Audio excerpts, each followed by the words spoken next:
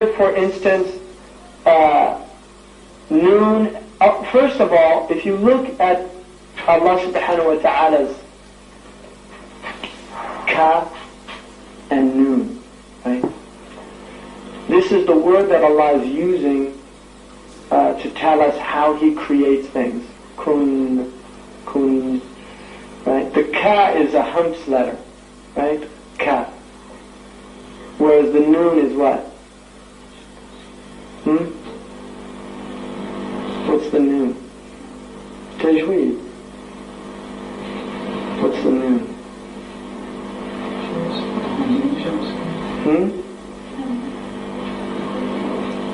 What's the noon letter? What attribute does it have? That's one of the attributes. It's a nasal letter, right? It has a ghunnah and it's in the khayshum.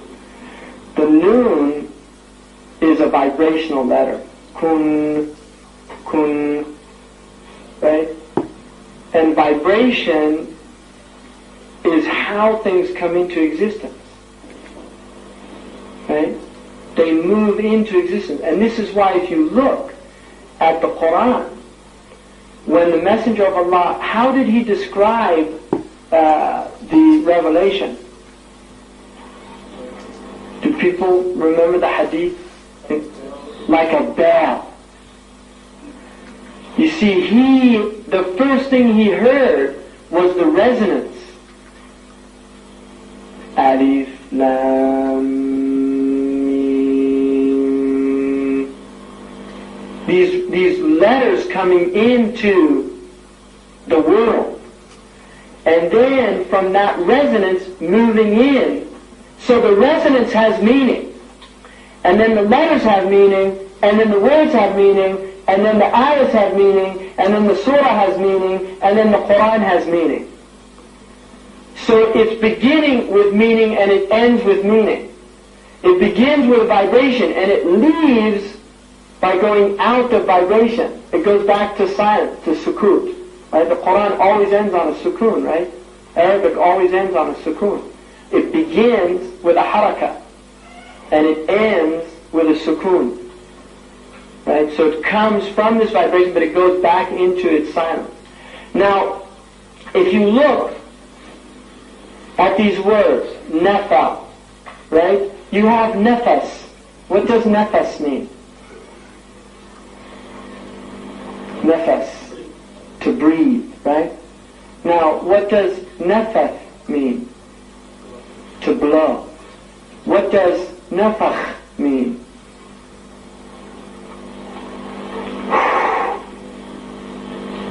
Right? Does everybody know this? Nafas. It's the light breath.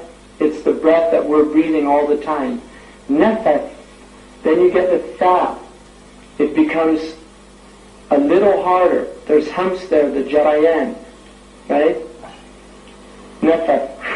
And then nafakh, kha is isti'la. It's a blow, it's a strong blow. And this is what Allah gave, right? That He blew into him, nafakha fihi min ruhi. He blew.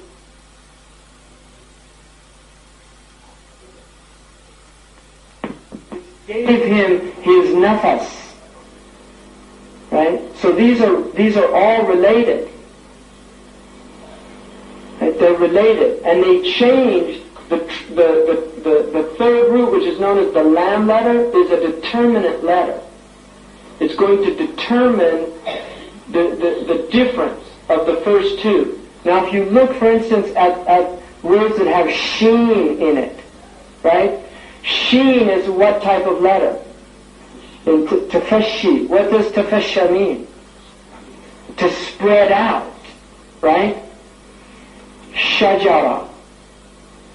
What does a shajara do? Right? It spreads out. Shajara. Right? What is shaja'a?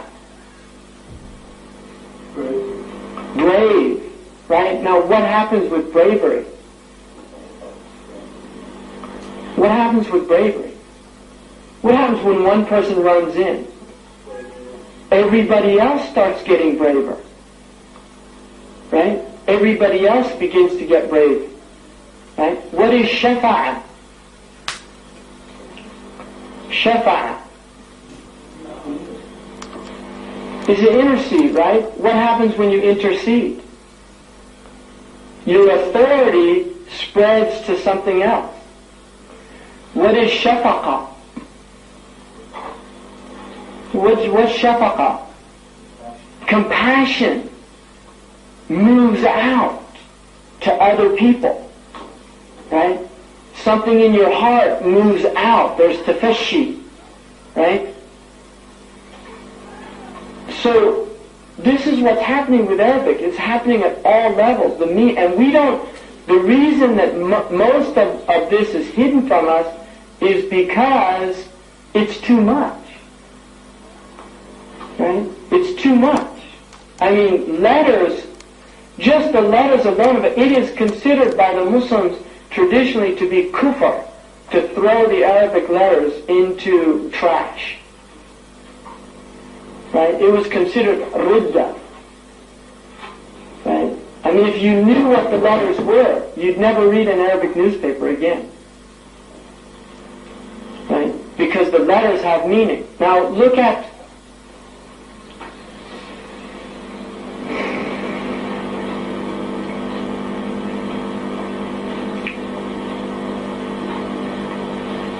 the word, again, nafas. What's the root word? What's the root word of nafas?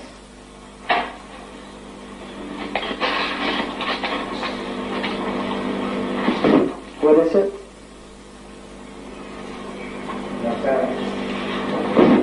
The root is nafisa, right? I mean, if you look at the masdar, I mean the thulati, the fa'al al-thulati.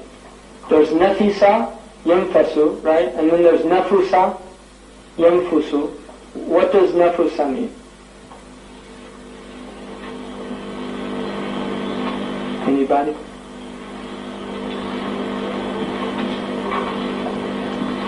Nafusa. What's nafis? Nafusa, usually the fa'ula yaf'ulu, it goes nafis, right? Nafusa yanfusu for nafisun. Precious. It's precious. So there's something about the nafs. Right? The nafs is precious, it's nafis. Now, what does nafasa mean? Nafasa, does anybody know? Nafasa means to give somebody the evil eye. Now, why do people give other people the evil eye?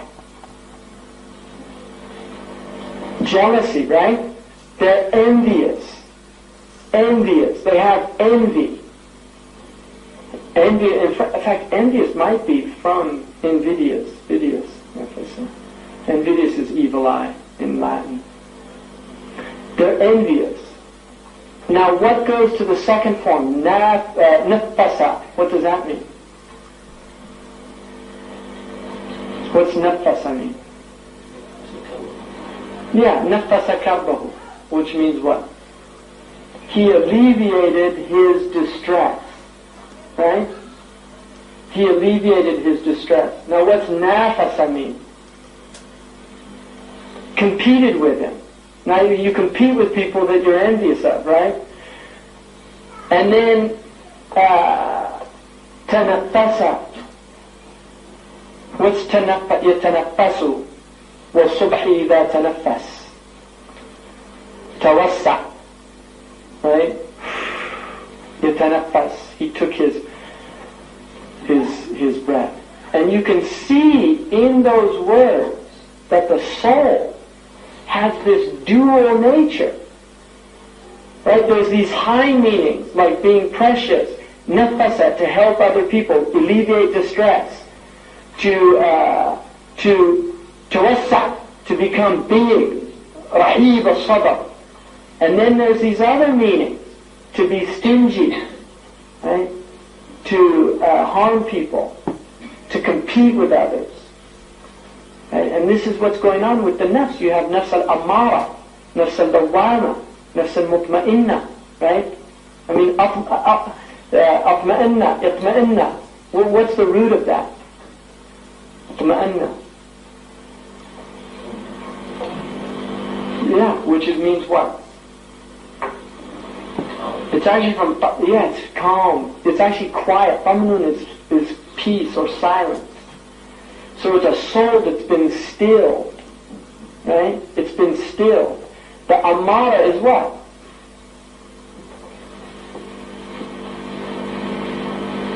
Waswasa. It's compelling. Right? Obsessive compulsive. Right? So the high soul is nafis. Right? It's breathing. It's stilled. It's calm. The low soul is amara. It's low. It's stingy. It's miserly. It's envious. It's competitive. And then there's this middle soul between the two, the lawama. Right? The one that's going between the two because they're both there. They're both there, so it's going between the two. Sometimes it's amara, sometimes it's mutma'inna. Until it reaches that level. Now if you look, what is the attribute? It's Sidi Qadi Abu Bakr ibn al-Arabi says there is only one attribute of the tongue that's praiseworthy. All other attributes are blameworthy. Right? What is it? Truthfulness. Sidq. That's the only attribute that is praiseworthy of the tongue. Now, what is the opposite of truthfulness?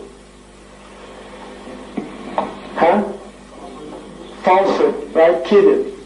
Now, why do we tell lies?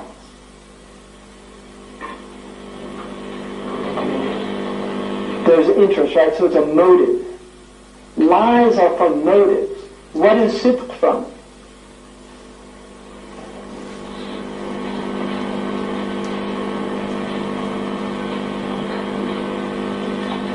Why does a child tell the truth? I guarantee you have to teach a child a lie. Children do not know lies. And I guarantee you, if you never teach your children lies, they will not know how to lie. They learn lies. They learn them through very subtle ways. They can learn them, for instance, by you saying something like, when the bell rings, you tell the child, tell them that your parents aren't home. And they go to the door and they say, my dad said to say that they're not home. Right? He doesn't know yet to do that. He doesn't know that. Right? And that's why children will say things that get their parents into trouble. Right? Why is that man so fat? Right? He hasn't learned yet that there's things, there's truth, you temper truth. Right? You have to temper it. So, sidq is that there's no motive. It's pure. And that's what a sadiq is. He's pure. Now what is sadaqah? It's charity, right? What's different from charity? What makes charity charity? There's no motive. لا نريد منكم جزاء ولا شكورا إنما نطعمكم لوجه الله. We're not doing this for a gharab. We're doing this from sidq al-niyyah. Right? The intention is pure. Sadaqah. That's what sadaqah is. Now, you can look, I was going to look at a few other meanings here. For instance, the na and the ba. Nabata. Right? What does nabata mean?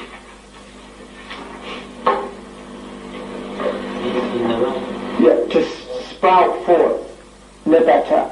Yambutu. Nabatan. To sprout forth. Right? To sprout forth. What does nabata mean? Yambudu. Right?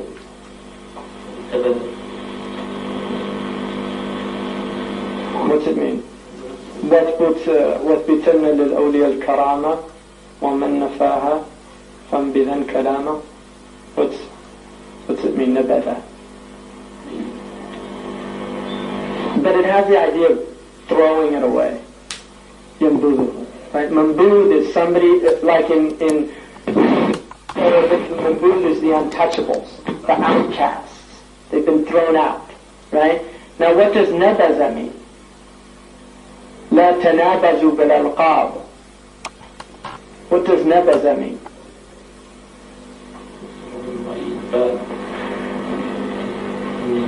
Yeah, to call somebody, to throw a bad name at somebody. Right? Yatanabazu bil alqab. What does nabaqa mean?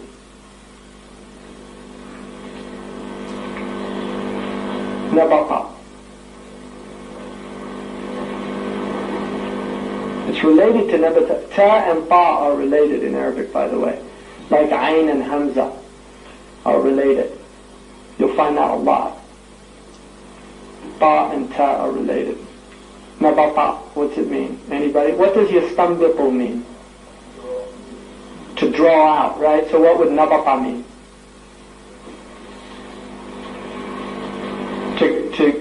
To come out, to gush out.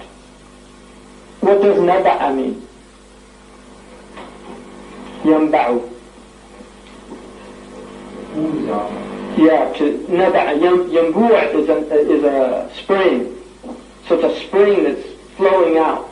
So each one of those is related to this idea of coming out, of coming forth, of being projected out, right? Throwing out. And you go on and on like that. I mean, you can go through the Arabic language, I guarantee you'll start seeing all of these patterns. And Ibn Faris is the great, he wrote his Mu'jam al-Maqayis al-Lugha, right? So we have a great gift in the Arabic language. Allah has given this ummah a great gift. And we have to learn the language and utilize it. And we have to recognize also that this language is a way out of the madness of this modern condition of nihilism and meaninglessness, because it restores the deep meaning, right? I mean, you can create an entire cosmology based on the Arabic language, and there are scholars that have done that, because the Arabic language does explain the world. It explains it. Because we believe, and this is the dominant opinion, and anybody who really studies it has to come to that conclusion. We believe that the Arabic language is tawqifiyah, that Allah subhanahu wa ta'ala has given this language. Now, I once mentioned that in a speech, and I had a Saudi linguist come up to me afterwards and said that's not true, that the Arabs have all these words for sand, just like the Eskimos have all these words for snow. Right? And it's a language that's determined by its environment, just like any other language. That is not true. It's not true either that the Inuit Indians, there's Yunuk and Inuit Eskimos. The Inuit Eskimos only have 2 words for snow. And there are actually more words in English for snow than the Eskimos have. And that somehow creeped into the literature. And there's a book that was written called the Eskimo Snow Myth and Other Linguistic Hoaxes, right? Because you read stuff in the literature, and a lot of people just assume, because our epistemology, despite what Western people want to admit, our epistemology is largely based on trust, right? It really is. They don't like to admit that, but they're all, if you read any academic work, it's filled with footnotes. Well, those guys aren't checking every single thing that was ever said. I mean, they're trusting that their colleagues, that they were being truthful when they made those statements. And it's not always the case.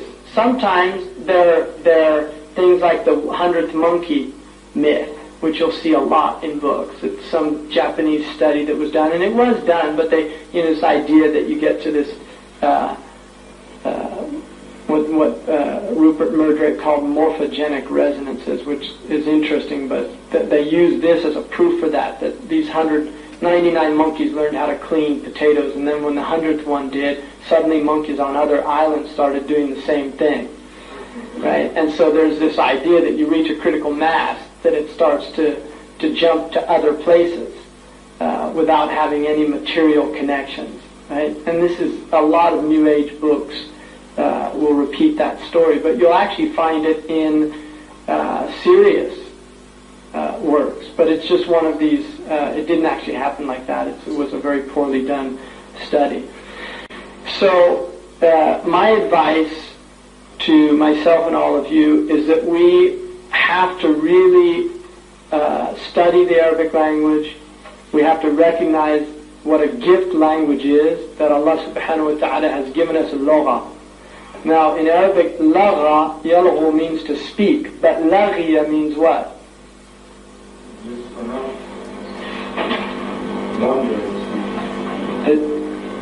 Laghiya yalgha. That might be one of the meanings, but there's another meaning for it. What's laghiya? لا تسمع فيها لاغية. Empty talk. Laghiya yalgha is vain, empty talk. So the difference between speaking and vain, empty talk is a kasra or a fatha. Right? And the ayn letter, I mean, this is an ishara, and there's, these are isharat, and isharat are different from established things. All right? I mean, the al-Qawm, they have a big i'tiqad about isharat, but they're debatable points, and I accept that perfectly well. The ayn letter, ayn means the essence. If the ayn letter, if the essence, if the ayn is maftuha, if it's open, then you're going to be speaking. If it's maksura, you're going to be wasting your life in empty talk. وَالَّذِينَ هُمْ عَنَ اللَّغْوِ مُعْرِضُونَ. They turn away from laghu. Right? People, high ayn, like an ayn that's maftuha, it's a high thing, they move away from that. Right? And you can see this also in qasata means what? Qasata. وَأَمَّا الْقَاسِطُونَ فَكَانَ لِجَهَنَّمَ حَطَبًا. Yeah, oppressive. But what's qasuta mean? To remove oppression. So the difference between oppression and the removal of oppression is the difference between a fatha and a dhamma. Right? A fatha and a dhamma. And that's very interesting. Right? Again, because oppressors are arrogant, they raise themselves up. Right? They raise themselves up. And it's also qasita. It can be qasita. So in that case, the kasra indicates humility. A just man is a humble man. And then you look at it from other things, qasama, the mean there, which is the masdar word. Qasama means to distribute. And that's what just people do. يَقْسِمُ بَيْنَ النَّاسِ. They distribute. And that takes qasawa. You can't be compassionately inclined to one over the other when you're just. So qasa yaqsu means to be hard. So justice is hard by its nature, whereas rahmah is not. Rahmah is soft. Right? I mean, there's a lot of really amazing things about this language. So, we should be learning the language and then reflecting on the language and reflecting on the Quran. And we should also be taking these meanings out, because these people, to me, they're all like Helen Keller, not being able to symbolize. They've become like animals, because they've lost the ability to decode. And we have that ability. I mean, the Muslims, we can make sense of it. They can't make sense of it. We can even make sense of what doesn't make sense. You see, when we see people killing other people and then turning the gun on themselves, right? They don't understand that. What does that mean to us? It's a hadith. لا يدري القاتل لما قتل ولا المقتول لما قتل. It's Sahih Muslim. The one killing doesn't know why he's killing, and the one being killed doesn't know why they're being killed. That is an alama. That's a sign. And we can decode it. It means that we should get ready. We should be prepared. Right? Because these signs are all indicative of an approaching event, which is the Piyama. The Yawm al-Qiyamah. And on that day, Allah is going to give speech to everything. Here we're all veiled. Right? We're veiled. Our hands don't, my hands don't, they're not telling you what I'm doing that I don't want you to know. My feet aren't telling you what I'm doing that I don't want you to know. Right? My body's not telling you what, my eyes aren't telling you. But on Yawm al-Qiyamah, that's not the case. They start speaking. Right? And that's why we need to take ibrah. Right? There's another word, abara. Right? Abara means to cross over. And ibrah is being able to discern what's being said. In other words, the meaning. You go from the form to the meaning. You're able to go across that bridge, the majaz. Right? You're able to go across that bridge and to take an ibrah. Right? And mu'abbir is the one who's able to take other people from one place to another. He can take them to what's in his mind and explain to them what it is through the bridge of language, which is a great gift, this bridge that Allah has given us. Language, right? Ta'bir, the ability to take people across the bridge so that we move out of the subjective realm into the collective realm of humanity, and then we become bashar. And the bashar is somebody, bashara means to remove bark from a tree, right? Bashara. I mean, why do you think a bashar is called a bashar? Why is a human being called a bashar in Arabic?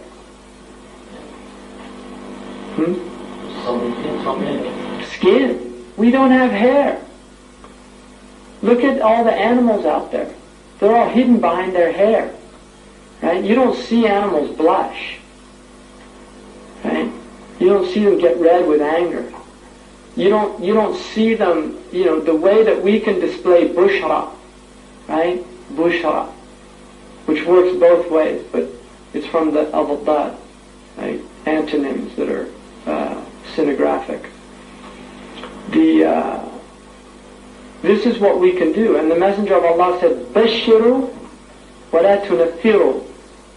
Be people that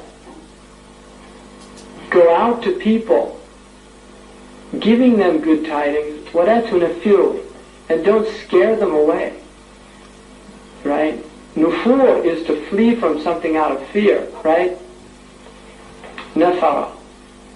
And nafir is a group going on a war party. Right? And that's the way people make da'wah now. They're like war party. And there's some characters in England, unbelievable. We don't even have that in America. I mean, these guys are literally out on a war party. And what kind of da'wah is that? It's not bushara, it's not tabshir, it's tanfir. And the Messenger of Allah prohibited that. And Qadi Abu Bakr ibn al-Arabi says the worst thing about the mubtadi' is he has to claim that Allah and His Messenger are in accordance with his misguided beliefs. That's the worst thing about him. That he has the audacity to actually attribute his stupidity to Allah and His Messenger. Anyway.